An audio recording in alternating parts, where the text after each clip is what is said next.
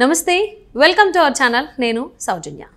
ఎవరైనా కానీ గోల్ వేరే వాళ్ళకి వేస్తారు, కానీ ఏపీ సీఎం జగన్మోహన్ రెడ్డి మాత్రం సెల్ఫ్ గోల్ వేసుకున్నారు. ఎలా అంటే బర్రెలెక్కని ఉపయోగించుకుని ఏదో ఒకరిని కామెంట్ చేద్దాం అనుకున్నారు, అది తిరిగి ఆయనకే తగిలింది.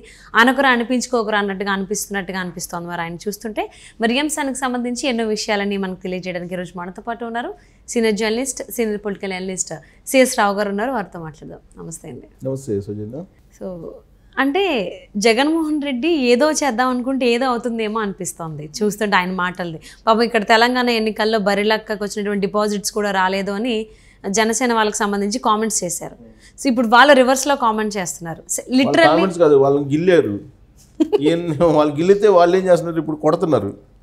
అదే అనకరా అనిపించుకోకరా అన్నట్టు ఈయన లిటరల్లీ సెల్ఫ్ గోల్ వేసుకున్నాడు. ఎవరికి వేద్దాం అనుకుని ఆయన ఈయనే వేసుకున్నాడు. అసలు ఏంటి సిచ్యువేషన్స్ సంబంధించి ఎలా అవుతుంది, ఏంటి అవుతుంది? ఇప్పుడు జగన్మోహన్ రెడ్డి ఆయన స్పీచ్ అది ఆయన చెప్పుకోవచ్చు కదా.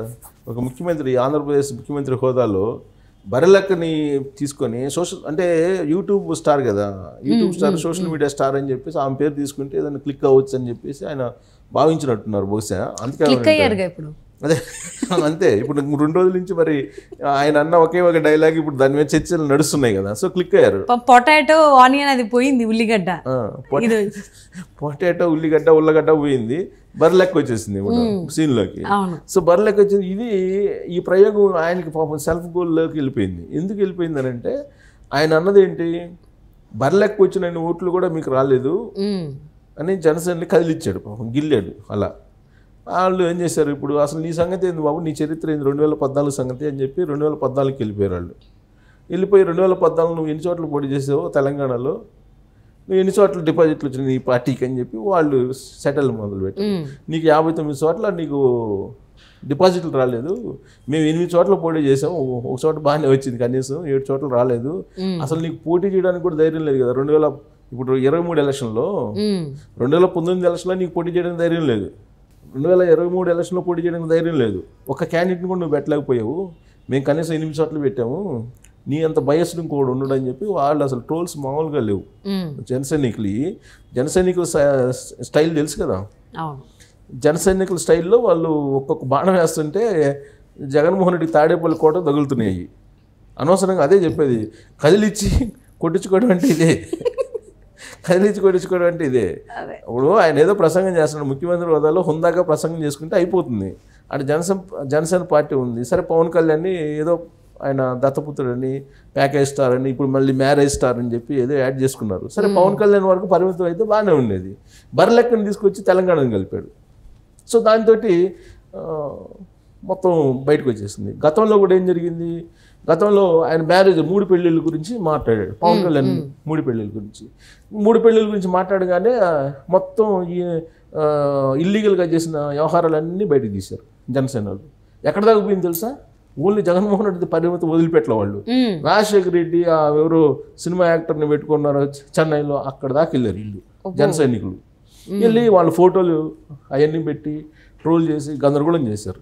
అంటే జగన్మోహన్ రెడ్డి ఒక మాట అంటే 10 మాటలు జనసైనికులు అంటున్నారు, ప్లస్ దానికి ఆధారాలు చూపిస్తున్నారు.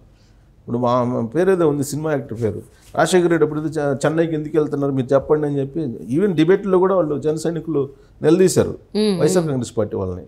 సో ఇప్పుడు ఇలాంటివి అంటే ఇప్పుడు ఒకటంటే ఇంక 10 అంటారు.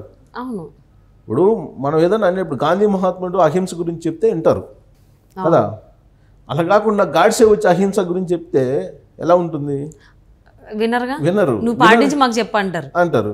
అలానే ఇక్కడ ఇప్పుడు పవన్ కళ్యాణ్ 3 పెళ్ళిళ్ళు చేసుకున్నాడు, ఇదే కదా మొదటి నుంచి జగన్మోహన్ రెడ్డి చెప్తుంది.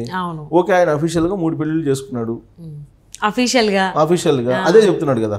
పవన్ కళ్యాణ్ కూడా నా టైం బాగాలేదు, అట్లా వచ్చింది టైము, ఆ టైం అలా వచ్చింది కాబట్టి నేను చేసుకున్నాను, 3 పెళ్ళిళ్ళు చేసుకోవాలని ఎవరైనా అనుకుంటారు, ఎవరు అనుకోరు, అలా వచ్చింది టైం, అలా వచ్చింది చేసుకున్నా అని చెప్తున్నాడు. సో అయిపోయింది. దానికి ప్రతిగా ఏం చేశారు జనసైనికులు, ఈయన అసలు బెంగళూరు ప్యాలెస్లో ఏం చేశారు, ఎప్పుడు ఏం చేశారు, ఇవన్నీ బయటికి లాగారు. జగన్మోహన్ రెడ్డికి సంబంధించిన మొత్తం చీకటి వ్యవహారాలన్నీ బయటకు తీశారు సోషల్ మీడియాలో. అది ఒక నెల నడిచినాయి ఈ మధ్యకాలంలో. మళ్ళీ ఇందాక చెప్పా కదా, అదొక కొన్ని రోజులు నడిచింది. ఏంటది, రాజశేఖర రెడ్డి గారు కాదు, రాజశేఖర రెడ్డి కాదు. అది అయిపోయిన తర్వాత ఈ మధ్య కాలంలో ఏదో ట్రోల్ చేశారు కదా ఆయన, అదే ఉల్లిగడ్డ పొటాటో ఒక వారం రోజులు నడిచింది, ఉల్లిగడ్డ పొటాటో. ఇప్పుడు మళ్ళీ బర్రెలెక్కదే నడుస్తుంది. అంటే ఆంధ్రప్రదేశ్లో జరుగుతున్నటువంటి పరిపాలన, విధానపరమైన అంశాలు, వాటి మీద చర్చ లేకుండా ఒక వ్యూహాత్మకంగా ప్రజల్ని పక్కదోవ పట్టించేటువంటి కార్యక్రమానికి వీళ్ళు వెళ్ళారు. ఎందుకంటే ఇప్పుడు ఆ దుష్ట చతుష్టయం అని చెప్పి 2 సంవత్సరాల నుంచి చెబుతున్నాడు ఆయన. దుష్ట చతుష్టయం అని చెప్పి ఎవరెవరు, ఆయన ఆంధ్రజ్యోతి, ఈనాడు, వీటి గురించి కొన్ని ఛానల్స్ వీటి గురించి చెప్తున్నారు. దుష్ట చతుష్టయం ఈ 4, దానికి దత్తపుత్రుడు, ఇవన్నీ చెప్తున్నారు ఆయన. నాకు అసలు మీడియా లేదు, నాకు ప్రజలేను, నాకు ప్రజలు తప్పితే మీడియా లేదు, ఈసారి జరిగే ఎలక్షన్ పేదలకి ధనికులకి మధ్య జరిగే ఎలక్షన్ ఇది చెప్తున్నారు. మీడియా లేదని చెప్పి జగన్మోహన్ రెడ్డి చెప్తున్నాడు. సార్ మీడియా ఎందుకు లేదు జగన్మోహన్ రెడ్డికి? సాక్షి మీడియా ఎవరిది? డైరెక్ట్గా ఆయనదే కదా. రాజశేఖర రెడ్డి బొమ్మ వేసుకున్న రోజు పత్రిక వస్తుంది కదా, ప్లస్ ఎలక్ట్రానిక్ మీడియా ఉంది కదా. ఇవి కాకుండా ఇప్పుడు మెగా కృష్ణారెడ్డి తోటి ఒక ఛానల్ నడిపిస్తుంది, అది సపోర్ట్గానే ఉంది కదా. ఇంకోటి ఆయనతో పాటు కేసు, ఆయనతో పాటు జైలు జీవితం గడిపించిన ఇంకొక ఆయన ఆధీనంలో ఇంకో ఛానల్ ఉంది కదా, అది ఆయనకి సపోర్టే కదా. అసలు తెలుగుదేశం పార్టీకి సపోర్ట్గా ఉన్నటువంటి ఛానల్స్ కన్నా సపోర్ట్ అయినటువంటి సానుభూతి అనేది వాళ్ళు చెప్తున్నారు కదా, ఎల్లో మీడియా అని చెప్తున్నారు వాళ్ళు. సో ఎల్లో మీడియా కన్నా బ్లూ మీడియా చాలా బలంగా ఉంది. తెలుగుదేశం వాళ్ళు ఏం చెప్తున్నారు? బ్లూ మీడియా అని చెప్తున్నారు. బ్లూ మీడియాలో దాదాపు 7-8 సంస్థలు ఉన్నాయి. ఇప్పుడు పింక్ మీడియా కూడా బ్లూ మీడియాకి సపోర్టే. పింక్ మీడియా అంటే ఇక్కడ బీఆర్ఎస్ సంబంధించినటువంటిది, అది కూడా ఆయనకి బ్లూ మీడియా సపోర్టే. సో ఓవరాల్గా మీడియా సపోర్ట్ అనేది జగన్మోహన్ రెడ్డికి ఏళ్ళుని కొనిపోయింది. ఆయన నన్ను నమ్మండి, మీరు ఆ మీడియా నన్ను టార్గెట్ చేస్తున్నారు అంటారు. ఆ మీడియా కన్నా బలమైన మీడియాలో నీకు సపోర్ట్ ఉంది కదా అని అందరూ చెప్తున్న మాట, నేను చెప్తుంది కాదు, నేను చెప్తున్న మాట. తర్వాత పేదలకి, అహంకారులకి, లేదంటే ధనికులకు మధ్య జరుగుతున్నటువంటి కురుక్షేత్రం రాబోయేదని అంటాడు జగన్మోహన్ రెడ్డి. ఎవరు పేదలు ఎవరు అసలు? ధనికులు ఎవరు రిచెస్ట్ సీఎంగా గుర్తింపబడింది ఎవరు దేశంలో? రిచెస్ట్ సీఎం ఎవరు అఫీషియల్గా అనౌన్స్ చేసింది? జగన్మోహన్ రెడ్డి. అది మనం చెప్తుంది కాదు, డేటా. రిచెస్ట్ సీఎం కానీ ఆయన వాళ్ళే ప్రకటించారు కదా. సో ఇంకా ఎవరు పేదలు ఎవరు ధనికులు, ఎవరి మధ్య జరుగుతుంది ఉద్యమం. అవి కాకుండా విధానపరమైన అంశాలు, ఇదిగో నేను చేశాను, నేను చేసిన పనులు ఇవి చూసి ఓటేయండి, నేను చేయలేకపోయినా ఇవి, నేను ఆ రాజధాని నిర్మాణం చేయలేకపోయాను, పోలవరం కట్టలేకపోయాను, వెనుకబడిన ప్రాంతాలకు నేను నిధులు తీసుకురాకపోయాను, విశాఖ రైల్వే జోన్ తీసుకురాలేకపోయాను,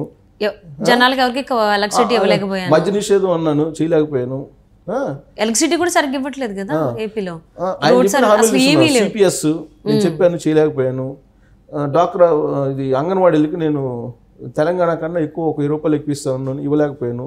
చెప్పు, ఇవ్వలేని నవరత్నాలు ఏమీ ఇవ్వలేదు. ఇచ్చారులే, అసలు ఇవ్వకుండా ఏం లేదు, కానీ కొన్ని ఇచ్చారు. నేను ఎదుగో పెన్షన్స్ ఇవ్వగలిగాను, లేకపోతే నేను చెప్పినట్టు, లేకపోతే అమ్మఒడి ఇవ్వగలిగాను, లేకపోతే ఏదో చెప్పు, ఇచ్చినవి చెప్పు, ఇవ్వలేని చెప్పు. ఇవన్నీ ఎందుకు? అవసరం లేదు కదా. ఇప్పుడు అవన్నీ అంటే ఏమవుతుంది? ఇప్పుడు నవ్వులు పాలు అవుతారు, అంతే కదా. ఇప్పుడు ఏం బర్రెలెక్క గురించి చెప్పారు ఆయన.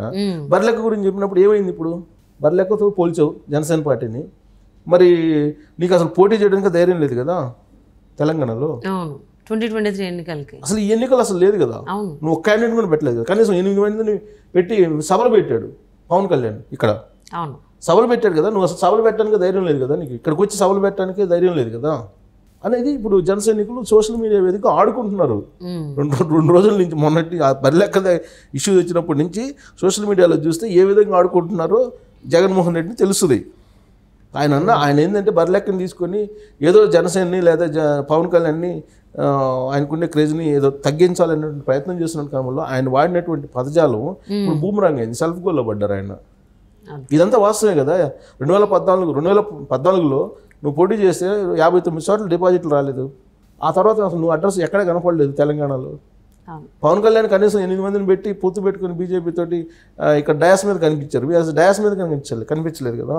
సో కాబట్టి వదిలి రాలేదు. ఇంకోటి చెప్తున్నారు ఈ మధ్య, ఈ పవన్ కళ్యాణ్ చంద్రబాబు నాయుడు ఇద్దరు హైదరాబాద్ నుంచి వస్తారు, వాళ్ళు టూరిస్టులు, మీరు నమ్మొద్దు, నేను స్థానికుడిని అంటున్నారు. ఇప్పుడు ఆయన రేపు రాబోయే రోజుల్లో ఓడిపోతే విజయవాడలో ఉంటాను నేను అని చెప్పగలరా? 2019 దాకా ఆయన ఎక్కడున్నాడు? 2019 దాకా ప్రతిపక్ష నాయకుడు కదా. ఆయన హైదరాబాద్ లోటస్ పాండ్లో కదా ఉంది. లోటస్ పాండ్లో బెంగళూరు తిరుగుతా రాజకీయాలు చేశాడు. సరే రేపు ఓడిపోతాడు. ఓడిపోయిన తర్వాత విజయవాడలో ఉంటాడని గ్యారెంటీ ఉందా? ఇప్పుడున్న తాడేపల్లి ప్యాలెస్లోనే ఉంటాడు జగన్మోహన్ రెడ్డి అని గ్యారెంటీ ఏమైనా ఇవ్వగలరా ఆ పార్టీ వైపు నుంచి? ఈ క్వశ్చన్ ఆల్రెడీ అడుగుతున్నారు. తెలుగుదేశం అడుగుతుంది, జనసేన అడుగుతుంది. ఇప్పుడు ఒక మాట అనేటప్పుడు ఆలోచించాలి, మళ్ళీ ఏమొస్తుంది మనకి అని. నేను అదే ఇందాక చెప్పా, గాంధీ వచ్చేసి అహింస గురించి చెప్తే వింటారు. గాడ్సే వచ్చి నేను అహింస గురించి మాట్లాడతాను అని అంటే అది కుదరదు కదా. సో ఇప్పుడు అదే జరుగుతుంది. సెల్ఫ్ గోల్ వేసుకుంటున్నాడు, ఆయన సెల్ఫ్ గోల్ వేసుకుంటున్నాడు జగన్మోహన్ రెడ్డి. సో ఇప్పుడు బర్రె లెక్క ప్రస్తావించి మరి ఇప్పుడు స్టార్ట్ అయింది. అది ఎక్కడికి వెళ్తుందో తెలియదు. ఇప్పుడు జన సైనికులు మరి రోజుకి ఒక రకంగా, క్షణానికి ఒక రకంగా పోస్టులు పెడుతున్నారా జగన్మోహన్ రెడ్డి మీద. నువ్వు దమ్ముంటే తెలంగాణలో పోటీ చేయి, రేపు పోనీ అసెంబ్లీలో చేయలేదు, రేపు లోక్సభలో చేయించు నీ పార్టీని అని అడుగుతున్నారు. So AP CM Jaganmohan Reddy ఏదో చేద్దాం అనుకుంటే పాపం అది ఏదేదో అవుతుంది, బూమరాంగ్ అయింది. బూమరాంగ్ అయ్యి అవును బర్రెలను ఉపయోగించుకుని ఎవరికో గోల్ వేద్దాం అనుకున్నారు, అది ఈయనకే సెల్ఫ్ గోల్ అయింది. సో ఇది ఎంతవరకు వెళ్తుందో అనేది వేచి చూద్దామండి.